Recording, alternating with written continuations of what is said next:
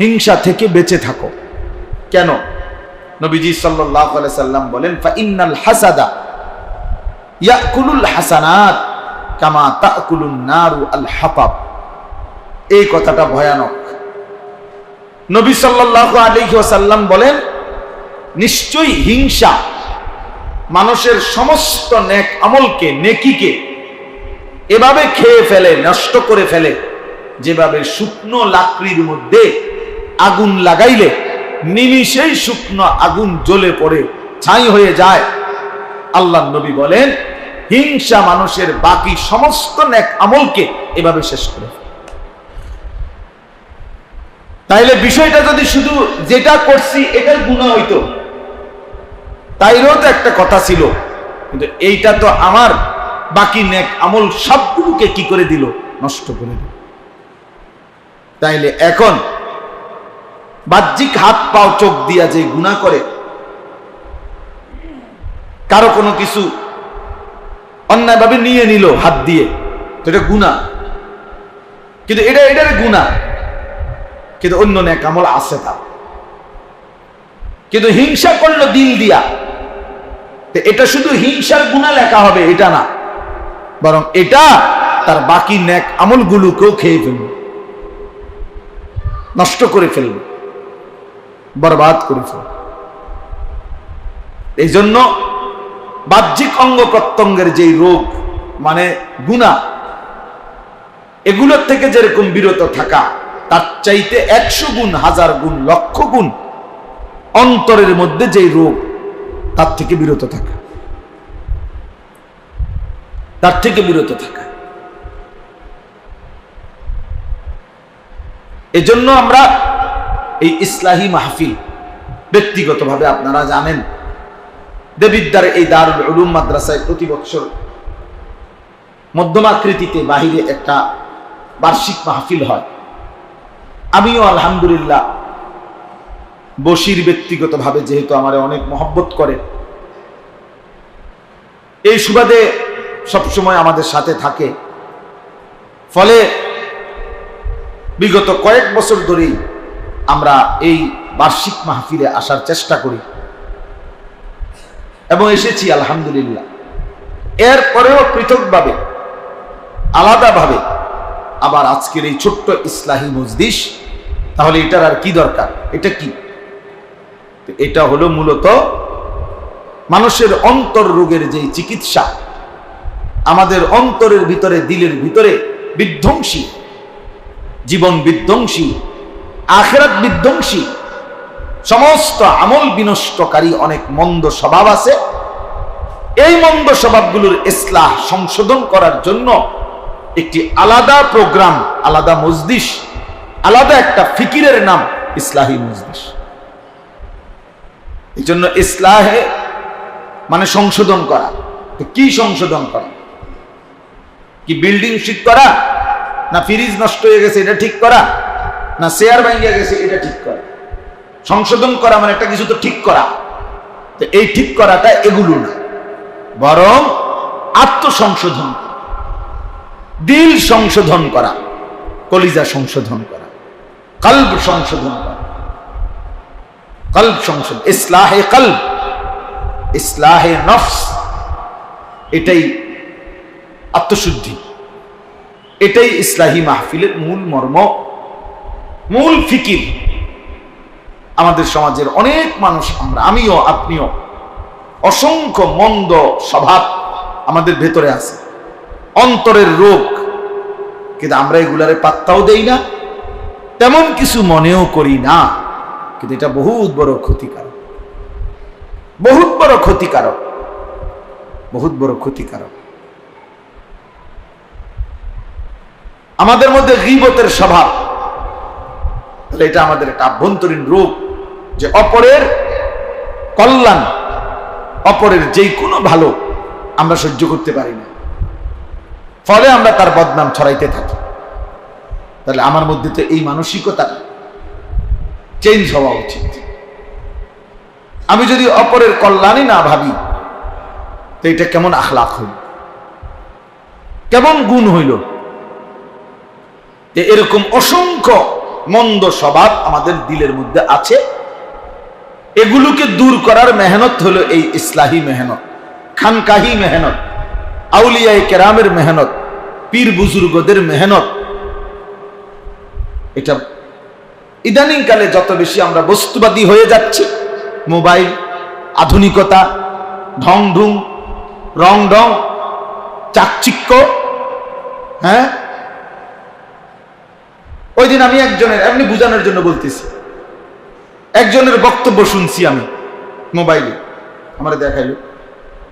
উনি একটা প্রতিষ্ঠানে বাচ্চাদেরকে কোরআন সুন্নাহর জ্ঞানী করবে, ইসলামিক স্কুল কি যেন নাম, এটা উনি এইটার উপরে এই প্রিন্সিপাল বা প্রতিষ্ঠাতা যিনি, উনি প্রায় 30 মিনিটের কম হবে না, উনি এটা বুঝাইছে আর কি, যে বাচ্চাদেরকে কোরআন সুন্নাহর আলোকে আলোকিত করবে ইসলাম স্কুলের পরেও। এখন আমি ওনার এই বক্তব্যটা শুনছি পুরাটা মনোযোগ দিয়ে, একেবারে পুরাটা। এখন আমি খুব খেয়াল করছি, তাকাইয়া শুনছি, লক্ষ্য করলাম এই যে 40 মিনিট উনি বক্তব্য দিল, প্রতিটা লাইনের মধ্যে, প্রত্যেক লাইন কথার মধ্যে উনি 3টা-4টা করে ইংরেজি শব্দই বলছে, কিন্তু 40 মিনিটে উনার মুখ দিয়া একটা কোরআন শরীফের আয়াত কিংবা রাসূলুল্লাহ সাল্লাল্লাহু আলাইহি সাল্লামের হাদিস আমি শুনি নাই। উনি তার বাচ্চা করে কোরআন সুন্নাহর জ্ঞানী করেন। তা আপনি যে শুধু ইংরেজি কইলেন, আপনি কি বুঝাইতে চাইলেন? আমরা বোকা মানুষ, হ্যাঁ, আমরা বোকা মানুষ। আপনি ধর্মীয় জ্ঞানে পারদর্শী করবেন এরকম। এই জন্য বললাম আমাদের এই ফিকিরটা, ইসলাহি মজলিস, ইসলাহি ফিকির, মূলত এটা একটা ফিকির, এটা একটা আবহমান কালের মেহনত। এদেশে পীর বলেন, বুজুর্গ বলেন, আউলিয়া বলেন, আল্লাহর নেক বান্দা মুত্তাকিরা বলেন, যুগ যুগ ধরে যা করছে তা ভিন্ন কিছু না, বরং কোরআনুল কারীমের মধ্যে আছে। আল্লাহ তাআলা বলছেন, আমাদের নবী সাল্লাল্লাহু আলাইহি সাল্লামকে মহান আল্লাহ পাক রব্বুল আলামিন এই পৃথিবীতে যে পাঠিয়েছেন, এই পৃথিবীতে, এই কথাটা আল্লাহ তাআলা কোরআনে 4 বার উল্লেখ করছে। কোরআনুল কারীমের 4টি আয়াতের মধ্যে সূরা বাকারাতে 2 বার, সূরা আলে ইমরানে 1 বার, সূরা জুমআ একটা সূরা আছে এটাতে 1 বার, এই মোট 4 বার আল্লাহ বলছে কেন নবীকে পাঠাইলেন এই পৃথিবীতে। এই 4 বারে আল্লাহ তাআলা বলছে 3 উদ্দেশ্যে। কয় উদ্দেশ্যে? 1 নাম্বার, এই কোরআনুল কারীমের তেলাওয়াতের জন্য, ইয়াতলু আলাইহিম আয়াতিহি। 1 নম্বর উদ্দেশ্য কোরআনুল কারীমের বিশুদ্ধ তেলাওয়াত। উম্মতের প্রত্যেকটা সদস্য, মুসলমানের প্রত্যেক সদস্য, ইমানদারের প্রতিটা সদস্য, ওই দোস্ত এখানে কথা বলো না, ওই ভাই, এই নওজোয়ান, এটা মসজিদ, ব্যক্তিগত কথা বলো না, নিজস্ব কথা থাকলে বাইরে যাও। তো ইয়াতলু আলাইহিম আয়াতিহি, প্রতিটা মুমিন, প্রতিটা ইমানদার আল্লাহর কোরআন তেলাওয়াত করবে, কোরআন শিখবে, বিশুদ্ধ কোরআন উচ্চারণ করবে। আপনি একটা ভাবেন তো, যদি 2 লাখ সাহাবী থাকে, কথার কথা 1.5 লাখ সাহাবী ছিল মনে করেন নবী সাল্লাল্লাহু আলাইহি সাল্লামের, এর মধ্যে আপনার কি মনে হয় কয় পার্সেন্ট কোরআন শরীফ শুদ্ধ পড়তে পারতেন? কয় পার্সেন্ট? 100%। কথা বলেন না, কয় পার্সেন্ট? 100%। 100%। তাহলে একজন মুসলমান, একজন মুমিন, আমাদের নবী সাল্লাল্লাহু আলাইহি সাল্লামের ইমানদার উম্মত, অথচ আল্লাহর কোরআন সে পড়তে পারে না, এটা কল্পনাই করা যায় না, এটা হতেই পারে না, হতেই পারে না। এ উম্মতে মুহাম্মাদীর অন্তর্ভুক্ত ইমানদার হতেই পারে না। এ তার নবীকে চিনেই না, তার সাথে তার নবীর কোনো সম্পর্ক নাই, দুনিয়ার অন্য কারো সম্পর্ক আছে। এই মিথ্যা দাবিদার যদি হাজার কোটি বারও চিৎকার করে বলে আমি নবী সাল্লাল্লাহু আলাইহি সাল্লামকে চিনি, মহব্বত করি, ভালোবাসি, এই মিথ্যা দাবি, মিথ্যা দাবি, মিথ্যা দাবি, এটা ধোঁকা, ধোঁকা, ধোঁকা, ধোঁকা, এটা ধোঁকা। কারণ তিনি এক নম্বর পৃথিবীতে আসছেন ইয়াতলু আলাইহিম আয়াতিহি, এবং তিনি 23 বছর কোরআন উচ্চারণ করে করে উম্মতকে ডাকছেন। 23 বছর আল্লাহ ওনার কাছে কোরআন নাজিল করছে। কোরআনবিহীন কোনো মাস যায় নাই, কোরআনবিহীন কোনো সপ্তাহ যায় নাই, কোরআনবিহীন কোনো দিন কাটে না।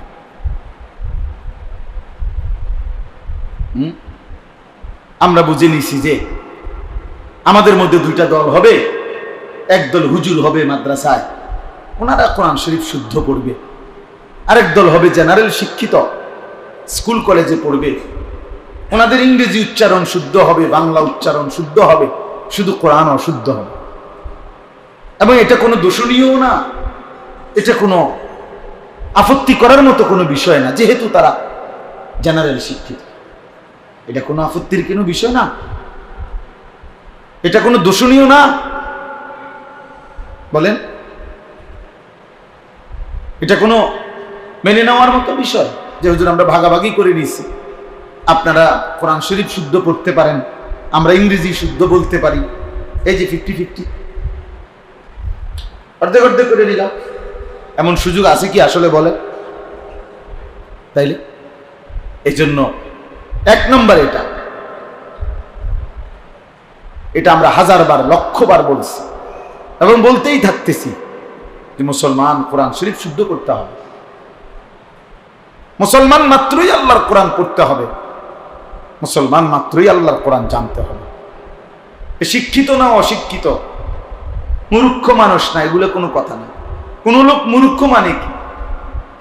সে মানে বাংলা, অঙ্ক, ইংরেজি বা স্কুলের সরু সরে ক খ এগুলা না পারে না, নিয়ম মাফিক লিখতে পারে না, নিয়ম মাফিক পড়তে পারে না, কথা কি বন্ধ আছে নিয়ে, দুনিয়া ভোগ করা কি বন্ধ আছে না? তাহলে কোন ব্যক্তি মূর্খতার অজুহাত দিয়ে আল্লাহর কোরআন পড়তে পারে না, এই সুযোগ নেই। আপনি স্কুলে প্রাইমারিতেও যদি না পড়েন, আপনার জন্য আল্লাহর কোরআন শুদ্ধ করা বাধ্যতামূলক এবং সহজ এবং সম্ভব। সর্বযুগেই সম্ভব, বুড়াকালেও সম্ভব। বয়স যদি 900 বছরও হয় তাইলেও সম্ভব, বয়স যদি 9 বছরও হয় তাইলেও সম্ভব। 2 নাম্বার হলো ওয়ায়ুযাক্কিহিম, এটা বলার জন্য মূলত পড়ছি। ওয়ায়ুযাক্কিহিম, আল্লাহ বলছেন আমার বন্ধুকে এই পৃথিবীতে পাঠানোর দ্বিতীয় উদ্দেশ্য হলো, 4 বার বলছে কথা, দ্বিতীয় উদ্দেশ্য হলো আমার বান্দাদের ভেতর অন্তরাত্মা, কলব, দিল, নফস, ভেতরের সত্তাটা তাজকিয়া করবে, পবিত্র করবে, পবিত্র করবে ভেতরের সত্তাটা। ওয়ায়ুযাক্কিহিম, ওয়ায়ুযাক্কিহিম। 3 নাম্বার হলো ওয়ায়ুআল্লিমুহুমুল কিতাবা ওয়াল হিকমা, কোরআন এবং সুন্নাহর তালিম দেবে, মানে বাস্তব প্রশিক্ষণ দেবে, বাস্তব শিখায় দিবে।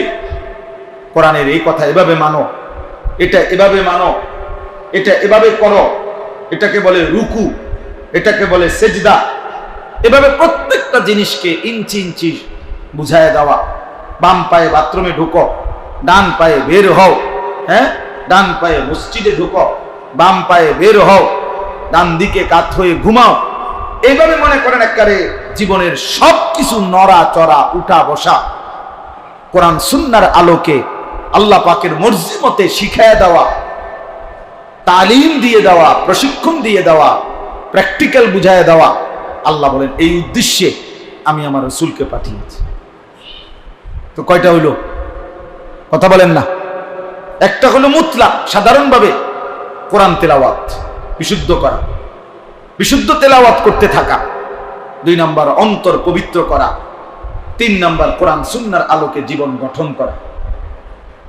আল্লাহ তাআলা কোরআনুল কারীমের মধ্যে বলছে, এই 3টি বিহীন যে মানুষের জীবন, সে লাফি দালালিন মুবিন, সে স্পষ্ট পথভ্রষ্ট, সে গুমরাহ, সে পথ হারা। সে মূলত পথ খুঁজে পায় না, পথ হারায় ফেলছে। যে কোরআনুল কারীম তেলাওয়াত করতে পারে না, সে গুমরাহ। যে তার অন্তরকে পবিত্র করার চেষ্টা করে না, সে পথ হারা। যে কোরআন সুন্নাহর আলোকে জীবন গঠনের চেষ্টা করে না, সে পথ হারা। পথ হারা তো কি পথ হারা? বাজারের পথ না, ব্যবসার পথ না, আখিরাতের, জান্নাতের পথ। দুনিয়া মিলবে, আখিরাত মিলবে। ওমা লাহু ফিল আখিরাতি মিন খালাক। আল্লাহ বলেন আখিরাতে কোনো অংশ হবে না। এখন এই মাঝখানের যেটা ওয়ায়ুযাক্কিহি, তাহলে আমাদের প্রিয় নবী সাল্লাল্লাহু আলাইহি সাল্লামের এই পৃথিবীতে প্রেরণ করা, এর মধ্যেই অন্যতম উদ্দেশ্য হলো অন্তর পবিত্র করা। এটাই ইসলাহি মাহফিল, এটাই ইসলাহে নফস, এটাই আত্মশুদ্ধি, এটাই আত্মসংশোধন, এটাই তাজকিয়া। এই যেটা ওয়ায়ুযাক্কিহিমের অর্থ। অতএব নবী সাল্লাল্লাহু আলাইহি ওয়াসাল্লামের মধ্যে তার জামানায় অন্তর বিশুদ্ধ করার মেহনত চলমান ছিল। একটা যে কয়েকজন মনোযোগ দিয়ে শুনতেছেন, আপনাদেরকে বলি, একটা বিখ্যাত হাদিস আছে। আমাদের প্রিয় নবী সাল্লাল্লাহু আলাইহি সাল্লামের কাছে একদিন জিবরাইল আলাইহিস সালাম এসে নবীজি সাল্লাল্লাহু আলাইহি সাল্লামের সামনে বসে কয়েকটা প্রশ্ন করছিলেন। এই প্রশ্নটা, এই হাদিসটা, হাদিসে জিবরাইল বলে এটারে। এটা বিখ্যাত হাদিস, আমাদের মাদ্রাসায় পড়ার জীবনে সব তালেবে ইলম এটা জানে। এটা একটা সুপ্রসিদ্ধ হাদিস, সব কিতাবে আছে। তো ওই কিতাবের মধ্যে আছে যে জিবরাইল মানুষের আকৃতিতে নবীজি সাল্লাল্লাহু আলাইহি সাল্লামের কাছে এসে সাহাবায়ে কেরামের উপস্থিতিতে একদম নবীজির হাঁটু বরাবর সামনে মুখোমুখি বসে নবীজি সাল্লাল্লাহু আলাইহি সাল্লামকে প্রথম প্রশ্ন করছিল, মাল ইসলাম, হে আল্লাহর নবী, ইসলাম কি? নবীজি সাল্লাল্লাহু আলাইহি ওয়াসাল্লাম বলছেন, আল্লাহ এবং তার রাসূলের প্রতি ঈমান আনা, 5 ওয়াক্ত নামাজ পড়া, বছর শেষে হিসাব করে যাকাত প্রদান করা, রমজান মাসে রোজা রাখা, সামর্থ্য হলে হজ করা, ইসলাম। তিনি বললেন, সাদ্দাকতা, আপনি সঠিক বলেছেন। হযরত ওমর রাদিয়াল্লাহু তাআলা আনহু বলেন, আমরা অবাক হচ্ছিলাম, লোকটা নিজেই প্রশ্ন করছে, আবার সেই বলতেছে সঠিক বলেছেন। তাই আমরা বুঝতেছিলাম যে এই লোকটা ভিন্ন কেউ, নাহলে এটা তো সিস্টেম হইতে পারে না যে জানতে চাচ্ছে তাকে উত্তর বলার পরে আবার সে বলতেছে সঠিক বলেছে। তা তো বোঝা গেল সে আগের থেকেই জানে। এবার তিনি জিজ্ঞেস করলেন, মাল ঈমান, হে আল্লাহর নবী সাল্লাল্লাহু আলাইহি সাল্লাম, ঈমান কি? ছেলেরা কথা বলো না, কথা বলো না। দোস্ত, বসে থাকাটা যেন এক প্যাকেট খিচুড়ি লেগে না হয়।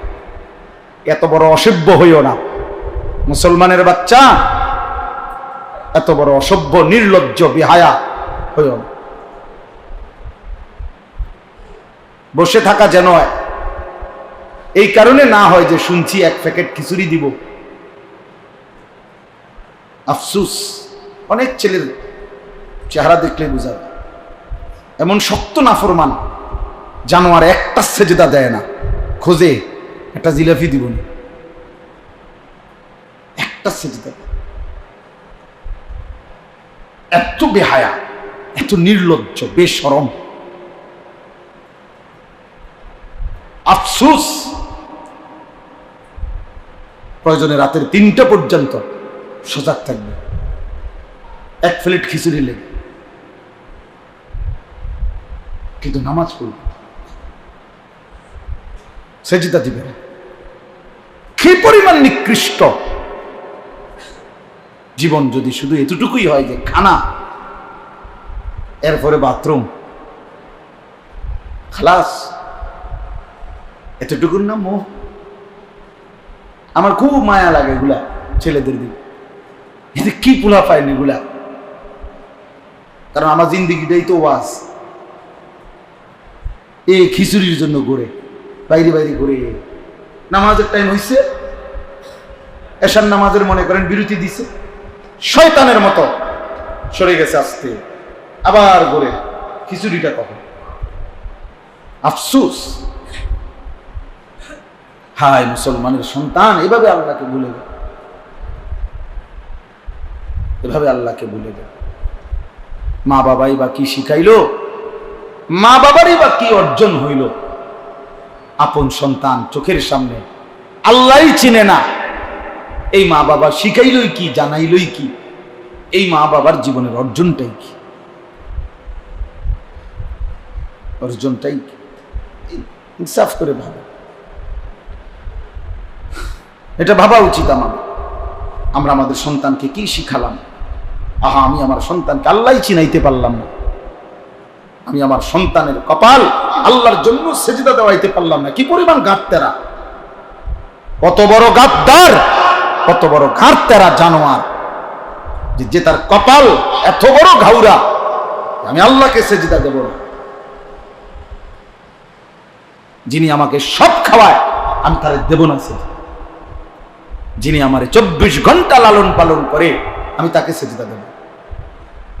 হুজুর তোর আব্বাও যদি কয় দিতাম না, দেব না। তোর বাপও যদি এত শক্তভাবে